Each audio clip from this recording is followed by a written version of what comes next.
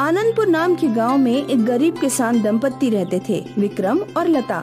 उनकी खुद की कोई जमीन नहीं थी, इसीलिए वो गांव के एक रईस आदमी भानु की जमीन पर काम किया करते थे।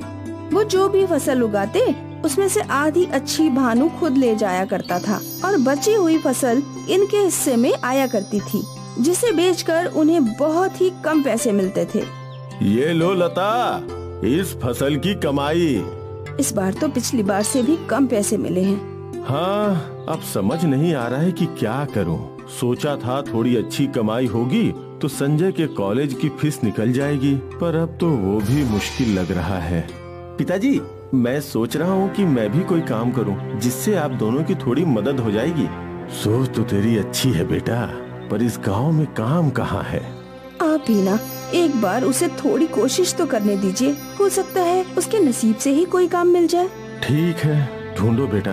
अब संजय काम की तलाश में जुट गया। अगली सुबह वो गांव की हर दुकान, हर व्यवसाय में गया। काका, आपके पास कोई काम है जो मैं कर सकूं? नहीं बेटा, हमारा छोटा सा व्यवसाय है, हम घर वाले ही मिलकर संभाल लेते हैं। जी ठीक है। सुबह से शाम हो गई, संजय को कोई काम नहीं मिला। वो निराश होकर गांव के नुक्कड़ पर बैठ गया। सोचा था कोई नौकरी मिल जाएगी और पिताजी की थोड़ी मदद हो जाएगी, पर मुझे तो कोई नौकरी मिल ही नहीं रही। तभी उसे चिंता में बैठा देख उसका दोस्त मयूर उसके पास आया। क्या हुआ दोस्त, तू इतना परेशान क्यों है?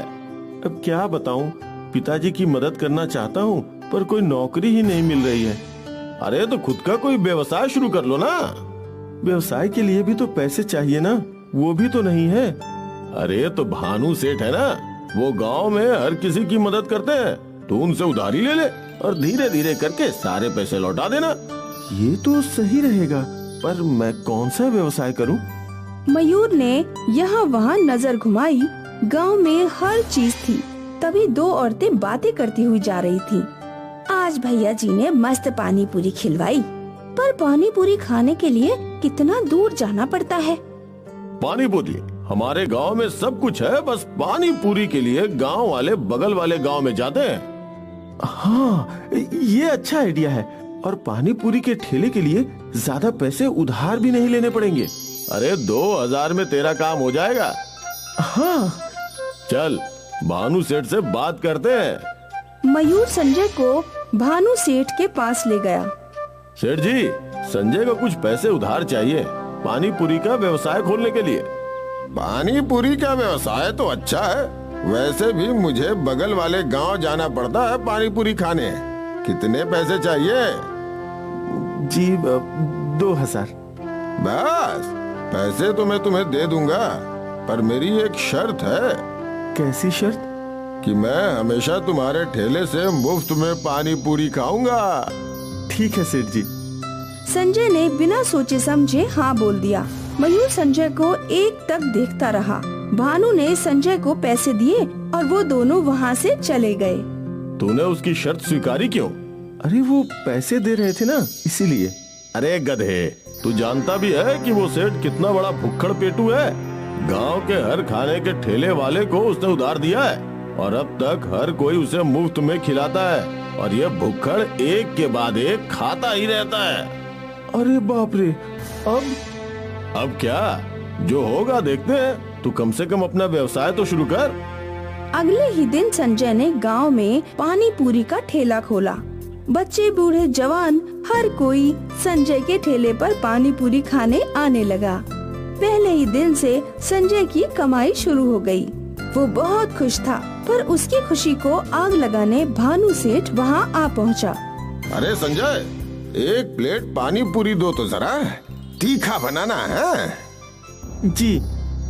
संजय ने भानु सेठ को एक प्लेट पानी पूरी दे दी और भानु ने वो धड़ाधड़ खा लिया। एक और प्लेट पानी पूरी देना। संजय ने एक और प्लेट दी, फिर तीसरी प्लेट और फिर चौथी। ऐसा करते करते भानु सेठ 6 प्लेट पानी पूरी खा गया और बिना 1 रुपया दिए वहाँ से चला गया। संजय को अब समझ आया कि मयूर क्या बोलना चाहता था। फिर ये सिलसिला रोज का हो गया। भानु सेठ रोज 6 प्लेट मुफ्त की पानी पूरी खा जाया करता था। संजय का मुनाफा कम हो रहा था।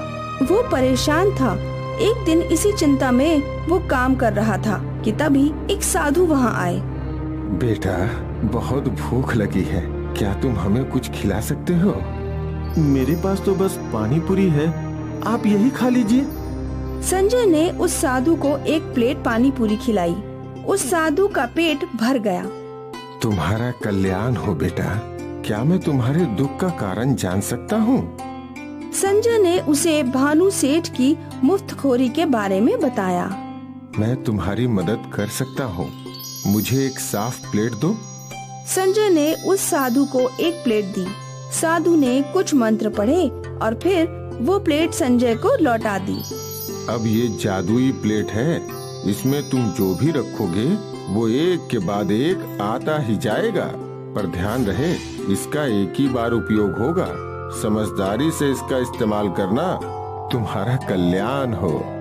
साधु संजय को आशीर्वाद देकर वहाँ से चले गए। कुछ देर बाद वहाँ भानु सेठ आया। संजय, एक प्लेट पानी पूरी दो बेटा। सेठ जी, मेरे पास आपके लिए एक चुनौती है। मैं आपको एक प्लेट पानी पूरी दूंगा, आपको मुझे प्लेट खाली करके दिखाना है। अगर आप मेरी पानी पूरी चुनौती में जीत गए तो मैं जिंदगी भर आपको और आपके परिवार को मुफ्त में पानी पूरी खिलाऊंगा और साथ ही मैं कर्ज के दुगने पैसे आपको लौटाऊंगा। अरे वाह! पर अगर आप मेरी चुनौती में हार गए तो आप गांव के किसी भी ठेले पर कभी भी मुफ्त में खाना नहीं खाएंगे। क्या आपको ये मंजूर है? हाँ हाँ, वैसे भी एक प्लेट में ज्यादा से ज्यादा 10 ही पानी पूरी होंगे, मेरा तो दुगना मुनाफा है। गांव वाले आसपास इकट्ठे हो गए। संजय ने भानु के लिए पानी पूरी बनाई और उसे उस मंत्रित प्लेट में दे दी। भानु एक के बाद एक पानी पूरी खाता जा रहा था, पर उस जगह अपने आप दूसरी पानी पूरी आ रही थी। भानु ने धड़ाधड़ 20-30 पानी पूरी खा ली, पर फिर भी पूरी प्लेट भरी हुई थी। अरे ये क्या माया है, ये प्लेट खाली क्यों नहीं हो रही? यही तो चुनौती है।